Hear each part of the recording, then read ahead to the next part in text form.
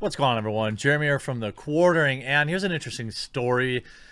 Beloved Magic the Gathering artist Terese Nielsen apparently has been fired by Wizards of the Coast simply based on the fact of who she follows on Twitter and daring to like some tweets. Now, Terese Nielsen is an open lesbian married to a female, so it's curious that Wizards of the Coast would find her not woke enough to continue to work for their company.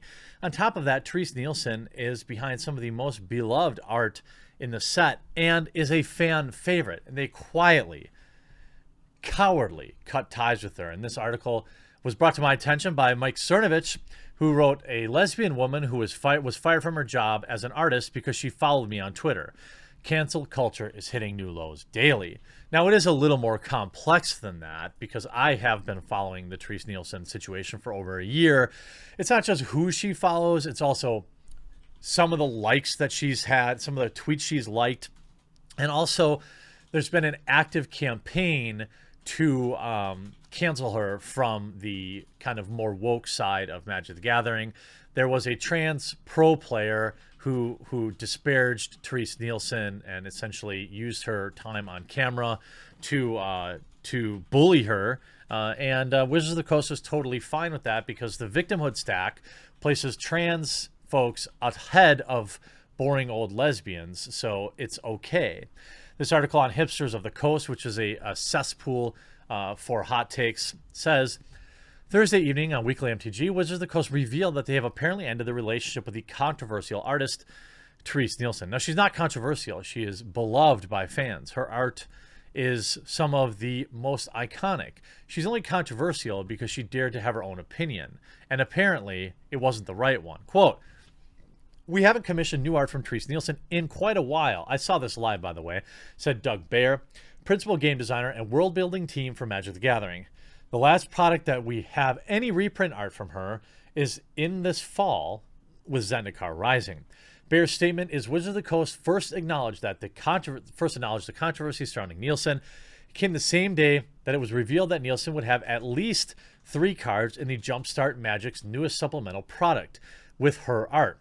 Death's Approach, Hunter's Insight, and Rhystic Study. Rhystic Study, obviously very, very popular. Many of the Magic community were upset that Wizards was continuing to use Nielsen's work after the information had surfaced throughout 2018 and 2019. By the way, you can see here a sampling of alt-right conspiracy-driven accounts that Nielsen follows on Twitter, which include Infowars, Jack Prosobiec, and Mike Cernovich. Now, I follow a lot of people on Twitter that I don't agree with. The fact that you follow somebody on Twitter is not an endorsement automatically. These people who only have the cognitive abilities, the absolute single-digit IQs that they could possibly understand is that anybody you follow, you must wholeheartedly agree with all their opinions. Well, that's not the way adults have conversations in the room.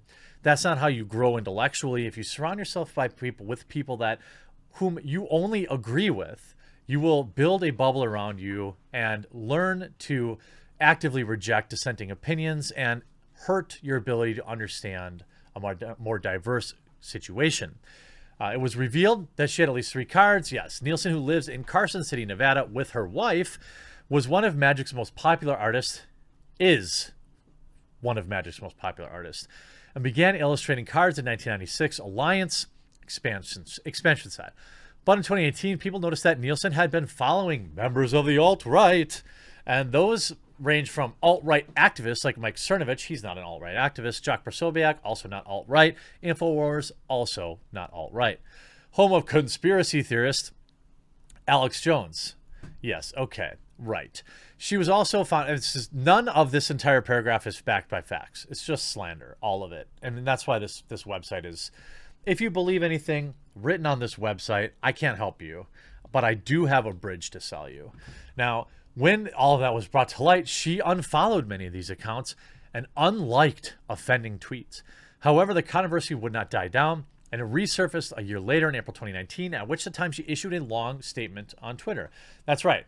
Lesbian, beloved artist Terese Nielsen forced to apologize for liking a tweet. "Being excommunicated from a community and ostracized by my family for following my convictions isn't new to me," Nielsen wrote. The magic community has blessed me and taught me in a myriad of ways in the past 25 years. I embrace the fact that many different viewpoints can, do, and should coexist. In these stressful times, it is my intent to navigate in harmony with my core values, beauty, compassion, and love to the best of my ability without any need to desire to stifle, censor, or demean others for differently held viewpoints. Now, a lot of people don't know this. If I remember correctly, I believe Terese Nielsen was a Mormon and excommunicated from that community early on for being gay. Now she's being excommunicated from a supposedly diverse and inclusive community for liking the wrong opinions again. Many found her statement vague and underwhelming. That's because anytime anybody demands an apology, you should promptly show them your middle finger, especially because it didn't address her alleged trans exclusionary beliefs. This is another turf witch hunt. We've seen this with J.K. Rowling, Harry Potter author. If you simply acknowledge that biological sex is real, you suddenly are trans exclusionary radical feminist. It's ridiculous. Of course, trans people exist. I support them. They should have the same rights as anyone else. But also, I'm not going to deny biological science. Nielsen later posted a second statement celebrating Pride Month, saying, "Just so nothing I've expressed thus so far can possibly be misunderstood. For the record, I support human rights, trans rights, gay rights, as well as religious freedom and the sacredness of life in all forms." This, of course, just a few months later, Nielsen's work ended up on a terrible YouTube channel, Edge of Wonder. The show posted a video on July 12th where the co-hosts present art prints that Nielsen had gifted them.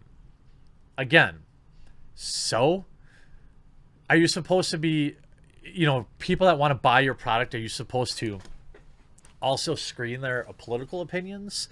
I don't understand. Maybe they were just fans of her work and she didn't take the due diligence to research all their opinions. This is what the modern day witch hunt looks like. It's the same people that that go to my sponsors and say, "Oh, Jeremy is a homophobe," even though there's no evidence of that. And I've said a million times that I support, love is love and everything's good. Doesn't matter what you say, because you're guilty you're guilty no matter what. And, ultimately this is a sad tale of bullying and non-inclusiveness in the Magic the Gathering community. Then in November, controversy bubbled over once again at the Mythic Championship 6, Autumn Burchett, winner of Mythic Championship, the first non-binary player. Again, who cares? Again, here's the crux of the problem. Autumn's opinion shouldn't matter more than anyone else's, but because she is trans, all of a sudden her opinion carries more weight than the opinion of everyone else. It's ridiculous. I mean, you need to look at things on both sides. And because she went on to basically bully Terese Nielsen on camera by defacing her art, defacing her lands, and calling her a TERF, Wizards of the Coast had no choice but to essentially sever ties with her. She used her status as a, minority. That's not the right word. I forget all the social justice lingo. But she's using it as a weapon, saying, "I'm trans, therefore, listen to me and ban these people." So a week later came the beginning of the Jumpstarts preview season and the revelation that Nielsen would once again have cards with art appear in the brand new Magic set. "We hear you," Bayer said. The implication of his words that the last product that we will have any reprint art from Nielsen will be in Zendikar Rising, combining with the fact that they, quote, haven't commissioned any new art from her in a while, is that Wizards has stopped working with Nielsen and will cease printing cards with her art. When hipsters reached out to Wizard for confirmation, they declined to comment any further because they're cowards. Look, you fired her because of the outrage mob. You fired a lesbian woman for not being lesbian enough. I don't understand this logic. You won't come out and say it publicly because you know for a fact she has a massive fan base in the Magic the Gathering community, that she has a massive fan base in the art community that would not stand for this. You fired a lesbian woman for not being woke enough after this woman has had a life of being ostracized from different communities. This is the same company that put a long post about how Black Lives Matters this week and was promptly exposed for only having one black artist on the entire staff. This company is full of hypocrites. This move is pathetic, and I support Terese Nielsen. If you support Terese Nielsen too, please take a moment to check her out on Twitter, check out some of her art, and send some kind words her way. I hope you enjoyed this video. We'll talk to you again real soon.